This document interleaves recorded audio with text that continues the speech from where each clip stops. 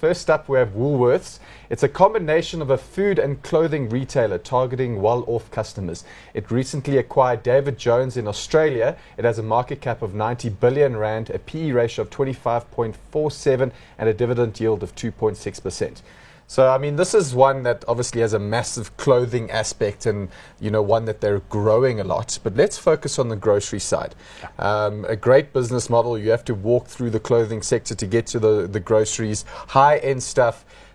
Managed to increase prices in a tough environment where the consumer hasn't really pulled back from spending. So you see not much volume growth, but big price increases coming from Woolworths. You're quite right, and you've spotted something there, Barney. In all of these Woolies stores, you have to walk through the clothing side to get to the food side, and that's not just coincidence. It makes for a bit of cross shopping, you know. So you're looking at something as you go past and think, well, I might go and have a look at that on the way back. So it's very, very clever. But as far as food is concerned, predominantly targeting the emerging middle class. Now, this is a demographic that has got a lot of money, make no mistake, and is increasing that, but at the same time is very, very quality conscious.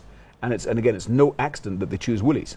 So I think they've cottoned onto that quite some time ago.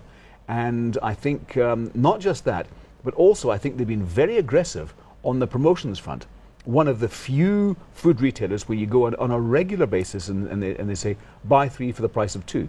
So people are always looking for bargains, even although they can afford the food, they're still looking for a bit of a bargain here and there. I would argue that kind of promotion activity is far more apparent in Woolies than it is in any of their competitors out there. And when you talk about competitors, I mean, who would be Woolies' most direct competitor in terms of quality? I mean, there's no one out there really that, you know, when you're in social circles and people say, I bought these bananas, and the Woolworths ones always last twice as long, so it's worth paying up.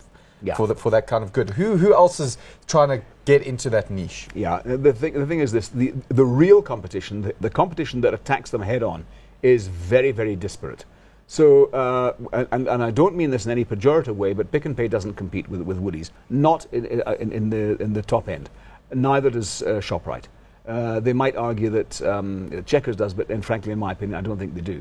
I would say that the real competition is probably the independents. So if you're in Johannesburg on the fruit front, if you go to some of these things like Fruit and Veg City, this type of thing, they would tend to compete with Woolies head on the fresh side of things. Or possibly like your local butcher and so on, instead of going to Woolworths. And some of the more upmarket spars, things like Broadacres, this type of thing, they would compete head on with Woolies. So yes, there is competition, but it's not nearly as concentrated as you might think it is. So it's been a great performer. Let's have a look at the share price there. Also been under pressure with the rest of the market and the retailers, but you can see it's been very resilient, especially in this recent big pullback.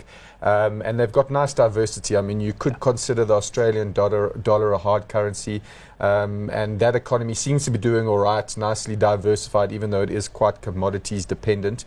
Woolies, hot or not? Definitely hot.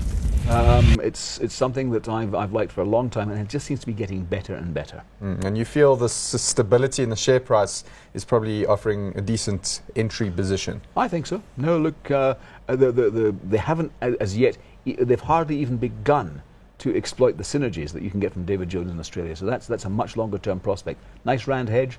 No, really, it's difficult to fault this one. And where was that rights issue at? Around 60 rand a share. So if you followed your rights. It's been phenomenal. You're smiling. So we're both going to be hot on Woolies.